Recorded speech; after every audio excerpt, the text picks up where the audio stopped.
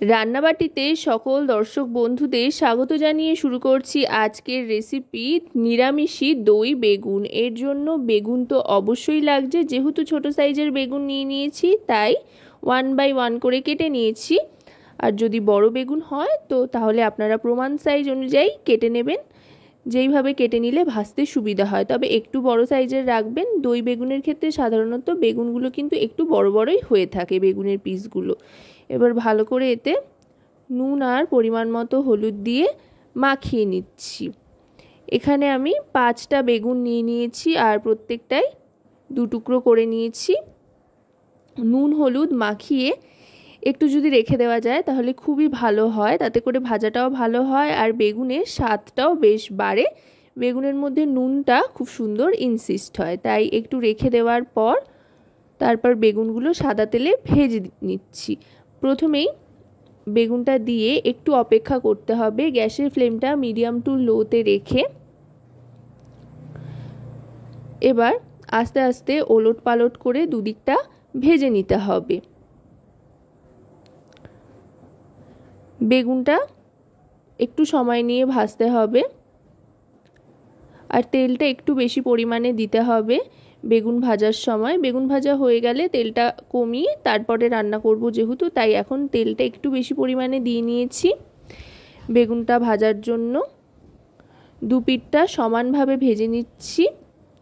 বেগুনটা ভাজতেই যতটুকু যার সময় লাগবে, এরপর কিন্তু পুরো রান্নাটা তৈরি হতে খুব একটা বেশি সময় লাগবে না, কারণ বেগুন ভাজা হয়ে গেলে সেদ্ধ হওয়ার কিন্তু তেমন আর কোনো ব্যাপার থাকে না। বেগুনটা এদিকে ভাজতে থাকছি। বেগুনটা ভাজতে ভাজতে দইয়ের মিশ্রণটা তৈরি করে নেব মশলা দিয়ে। বেগুনগুলো কিন্তু ভাজা হয়ে গিয়েছে, 2 ব্যাচে সমস্ত বেগুন ভেজে নিচ্ছি। আর এদিকে টক দই নিয়ে নিয়েছি। এখানে 50 গ্রাম টক দই নিয়ে নিয়েছি। এর মধ্যে দিয়ে দিচ্ছি হলুদ গুঁড়ো, রোস্টেড ধনে আর জিরে গুঁড়ো, কাশ্মীরি রেড চিলি পাউডার আর পরিমাণ মতো নুন, সাথে পরিমাণ মতো চিনিও দিয়ে দিচ্ছি। যেহেতু টক দই তাই চিনিটা কিন্তু অবশ্যই ব্যবহার করতে হবে। এবার সমস্ত গুঁড়ো মশলা আর নুন চিনির সাথে টক দইটা ভালো করে ফেটিয়ে নেব। আর এদিকে সব বেগুনগুলো ভাজা হয়ে গিয়েছে। এবার তেল কমিয়ে নিয়ে কড়াইয়ের থেকে প্রথমেই এতে দিয়ে দিচ্ছি এবার কাঁচা লঙ্কা বাটা। কাঁচা লঙ্কা বাটাটা দিয়ে কিন্তু একটু সাবধানে সরে যেতে হবে কড়াইয়ের কাছ থেকে, কারণ কিনা এটা কিন্তু বেশ ছিটকোয়।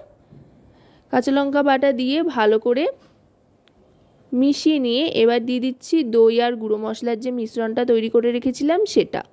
আর গ্যাসের ফ্লেমটা কিন্তু দইটা দিয়েই একেবারে লোতে করে দিতে হবে, যাতে করে দইটা কেটে না যায় সেদিকে লক্ষ্য রেখে। এবার দইটা ভালো করে কষিয়ে নিতে হবে তেলে দিয়ে। দই থেকে তেল ছাড়া পর্যন্ত কিন্তু অপেক্ষা করতে হবে। দেখুন খুব সুন্দর একটা কিন্তু টেক্সচার আসতে আরম্ভ করেছে, দই থেকে তেল ছাড়তে আরম্ভ করেছে। এবার এতে দিয়ে দেব সর্ষে বাটা।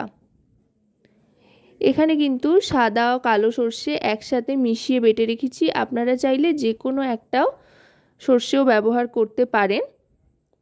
আর যেহেতু আগেই কাঁচা লঙ্কা বাটা ব্যবহার করে নিয়েছি তাই ঝালের জন্য কিন্তু আর এখানে লঙ্কার ব্যবহার করছি না। এবার ভালো করে গ্রেভিটা ফুটে উঠলে ভেজে রাখা বেগুনগুলো এক এক করে দিয়ে দেব। দিয়ে গ্যাসের ফ্লেমটা লোতে রেখে বেগুনের সাথে গ্রেভিটাকে একটু ওলট পালট করে ভালো করে মিশিয়ে নিতে হবে। আশা করব রেসিপিটি আপনাদের ভালো লাগবে। ভালো লাগলে অবশ্যই রান্নাবাটি চ্যানেলটিকে সাবস্ক্রাইব করে লাইক শেয়ার কমেন্টের মাধ্যমে আমাদের পাশে থাকবেন আর পাশে থাকা বেল আইকনটি অন করে দেবেন সবার আগে সমস্ত রকম নতুন রান্নার নোটিফিকেশান পাওয়ার জন্য। দেখুন কথায় কথায় কিন্তু দই বেগুন অলমোস্ট তৈরি হয়ে এসছে আর খেতেও কিন্তু অসাধারণ লাগে। নিরামিষি দিনে এরকম যদি একটা দই বেগুনের রেসিপি তৈরি হয় তাহলে কিন্তু ভাতের সাথে খাওয়ার জন্য আর কিছুই লাগে না, 1 থালা ভাত নিমিষেই খেয়ে নেওয়া যায়। এবার সার্ভ করে দিচ্ছি। তো রেসিপিটা কেমন লাগলো অবশ্যই জানাবেন কিন্তু।